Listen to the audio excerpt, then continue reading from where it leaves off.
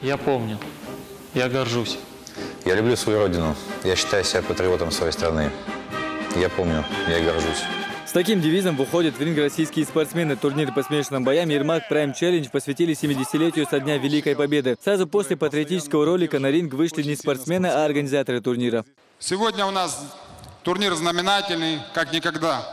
Мы празднуем 70-летие Великой Победы. Хотели бы продемонстрировать в очередной раз молодое поколение, которое достойно памяти своих дедов. Предварительные схватки лишь разогрели публику. В одном из них в ринг вышел представитель клуба «Ахмат» Саламбек Дамаев, его соперник из Новороссийска Шамиль Алибеков. Мало кто ожидал, что бой для него закончится так быстро. 1 минута 56 секунд. Именно столько понадобилось Саламбеку, чтобы одолеть соперников.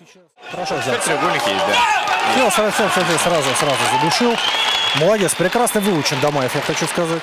Для Саламбека Дамаева, представлявшего ранее французский клуб, этот бой стал дебютным в составе клуба «Ахмат». Впрочем, первым под флагом чеченской команды стал и поединок Михаила Малютина. С первых минут выхода в ринг он был решительно настроен повторить успех одноклубника. Малютин на бой вышел в сопровождении товарищей по новому клубу. Здесь вам не равнина, здесь климат иной, и тут лавина одна за одной. И здесь за камнепадом ревет камнепад. И можно свернуть, обрыв обогнуть, но мы выбираем трудный путь, опасный, как военная тропа.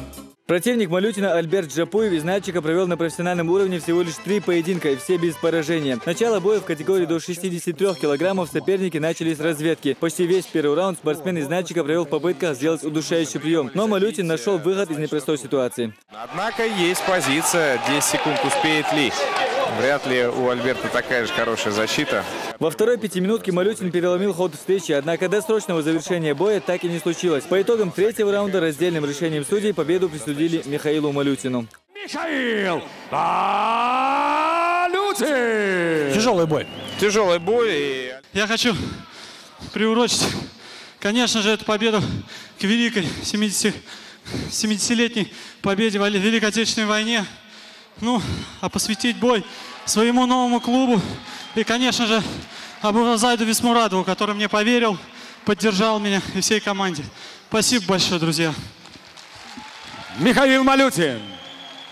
Всего бойцовский вечер представил зрителям 11 поединков, а главным боем вечера стало противостояние Дениса Гольцова и Питера Грэма из Австралии. Россиянин болевым приемом победил соперника во втором раунде. Хамзат Аюбов, Тамерлан Аршанукаев. Новости.